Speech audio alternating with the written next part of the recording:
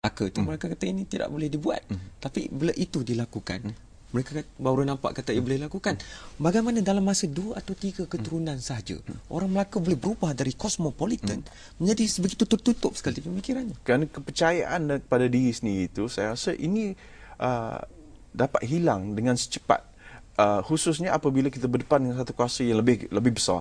Dan saya rasa proses colonization tu yang berlaku pada waktu itu, ini bukan sekadar penjajahan dari segi ekonomi dan politik, tapi yang lebih penting adalah penjajahan idea.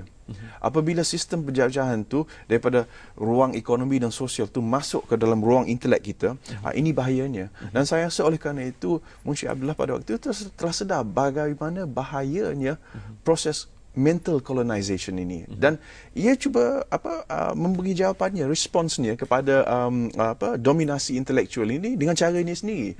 Munshi Abdullah pada waktu itu unik, tak ada lagi Munshi Abdullah selepas ni, kerana dia usahanya tu dalam konteks satu sistem relasi kuasa yang sangat ketat, sangat sempit. Dan ia sedar bahawa sebagai seorang colonial subject yang terpaksa patuh kepada undang-undang Inggeris, ruang untuk ia berfikir dan beraksi itu semakin sempit. Jadi oleh kerana itu ia mengambil kesempatan yang ada. Bagaimanakah saya dapat memahami sistem ini dan untuk menjatuhkan sistem ini.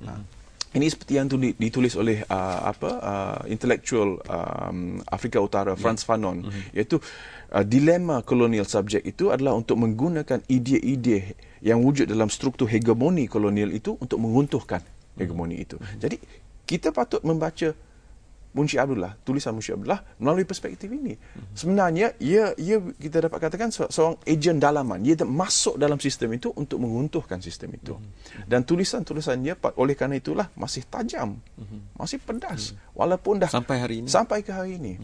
Jadi potensinya, impaknya, tapi yang malangnya pada zaman Munshi Abdullah, orang tak faham apa sebenarnya matlamatnya. Dan kuasa bukan berada di tangan rakyat sendiri. Ya, dan saya rasa kelemahan kita adalah generasi kita waktu ini, walaupun dah lebih 100 tahun, 200 tahun, kita masih, banyak di kalangan kita masih tak faham apa sebenarnya matlamat dan objektif politik Munshi Abdullah.